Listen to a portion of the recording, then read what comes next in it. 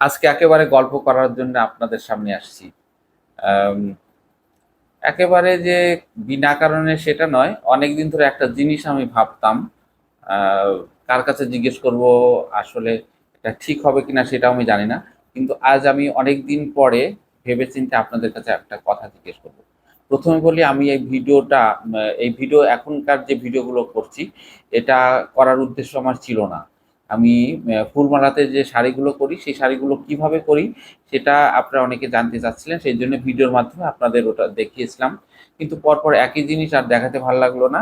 আর video করতে, করতেই আজকের এই ভিডিওগুলো করা। যেটা ঘর সাজানো। ফেলে দেওয়া জিনিস, তারপরে পুরনো জিনিসপত্র দিয়ে কিভাবে ঘর সাজানো যায়, এই সমস্ত বিষয় আরকি। তো আপনাদের ভালোবাসার জন্যে আজকের এই চ্যানেলটা এত দূর এগিয়ে আসছে। বিষয়টা সেটা নয়।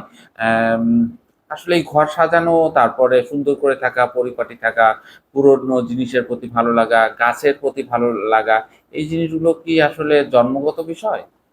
নাকি পরিবারের কাছ থেকে শেখে, নাকি আশেপাশের পরিবেশ দেখে, দেখে শেখে? আমি ঠিক জানি না। আমি যখন ইউরোপের বিভিন্ন দেশে গিয়েছি, আমি দেখেছি প্রত্যেকটা বাড়ি এত সুন্দর করে সাজানো। অবশ্যই এটা আমি বলব যে তাদের স্টাইলটা ঐরকম। একজন আরেকজনেরটা দেখে, দেখে, দেখে তারা এরকম ঘর সাজিয়েছে। বাংলাদেশেও কিন্তু অনেকের বাড়ি আমি দেখেছি তাদের ঘরবাড়ি ভীষণ সুন্দর। একেকটা দেশের একেক রকম স্টাইল থাকে। এই জিনিসগুলো তাহলে কিভাবে আসে?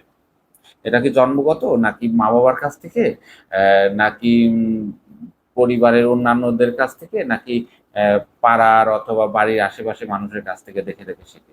তো আপনারা কি ভাবেন? প্লিজ জানাবেন। আমি কিভাবে এই ঘর সাজানো একটু, একটু করে শিখলাম, আমি সেটা পরে জানাবো। কার কাছ থেকে শিখেছি? অ্যা এটাই ছিল আমার গল্প। আজ থেকে ছোট্ট, ছোট্ট করে আমি আপনাদের কাছে জিজ্ঞেস করব। আপনারা যদি জানেন প্লিজ জানাবেন। আর আমি যদি জানি সেটাও আমি আপনাদের কাছে এই ব্যাপারগুলো শেয়ার করব। ভালো থাকবেন। আগামীকাল থেকে এই রকমের প্রশ্নোত্তর পর্ব শুরু করব।